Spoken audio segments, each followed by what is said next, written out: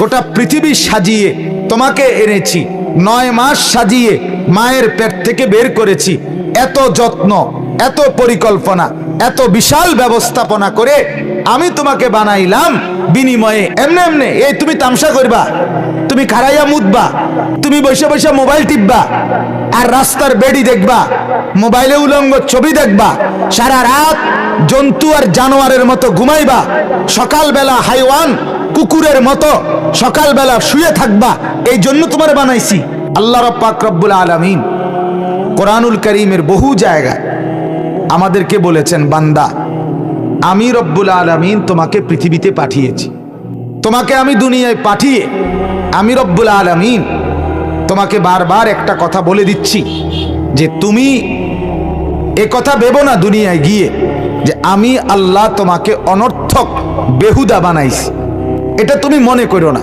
1 2 তুমি এটা মনে করো না আমি আল্লাহ তোমার থেকে গাফেল, বরং তুমি যতক্ষণ হায়াত পাও আমি 1 সেকেন্ড তোমার থেকে গাফেল না।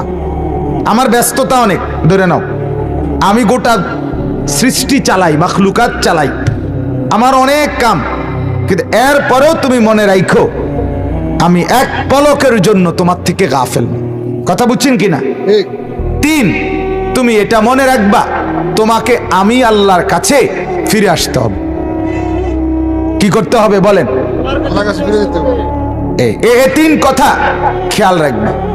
আল্লাহ তাআলা বলেন, আফা হাসিবতুম আন্নামা খালাকনাকুম আবাসান।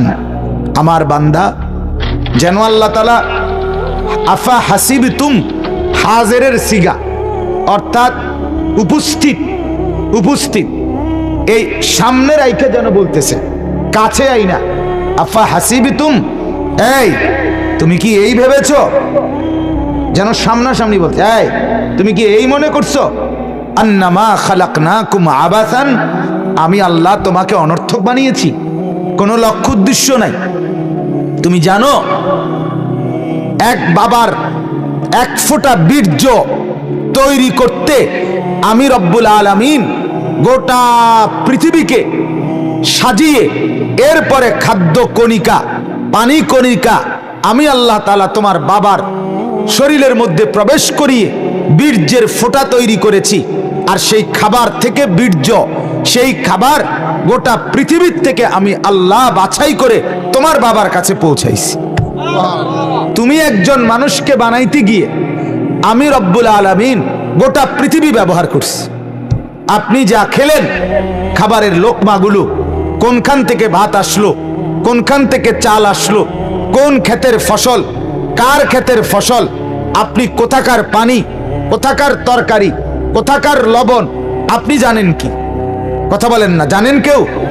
আচ্ছা, 2 নম্বর কথা হলো প্রত্যেকটা খাদ্য